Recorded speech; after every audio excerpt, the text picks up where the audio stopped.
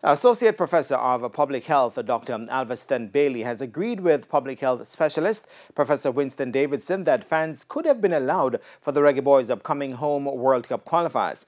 The government denied the JFF's most recent request for spectators for the next two home games, set for January 27 and February 2, despite approving a maximum of 5,000 vaccinated spectators for the boys' home match against the USA last November. But speaking to TVJ Sports on Thursday, Dr. Bailey feels 5,000 fans should have been accommodated for the Reggae Boys' upcoming games. Before the sporting event, because the test could be false negative. So the approach that I recommend is asking all fans who would like to access sport venues to be vaccinated before they arrive. And that, I think, could seriously minimize the risk of infection during that particular event. Veteran Reggae Boys defender Damian Lowe tweeted recently that even 1,000 fans at the office would have helped ahead of their home clash with Mexico next week, Thursday. He says the fans would give them the extra push they need in the hunt to qualify for the 2022 FIFA World Cup.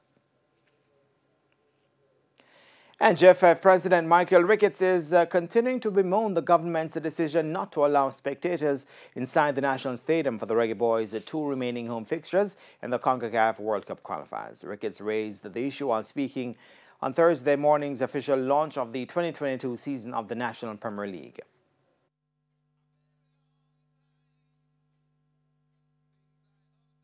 That I've been bombarded with calls from vaccinated fans who have major issues. I mean, they think that we did make some announcements earlier that vaccinated persons would be facilitated into the stadium, and they would have interpreted that to mean also to the Premier League games.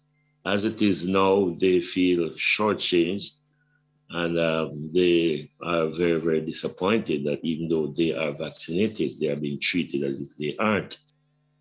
Ricketts also pointed to the situation in Peru ahead of this evening's friendly international. Having got news out of Peru last evening that the Peruvian government have actually permitted as many as 15,000 fans to be admitted to that game will be played against Jamaica this evening. So that just underlines our difficulties, the pain we feel right now.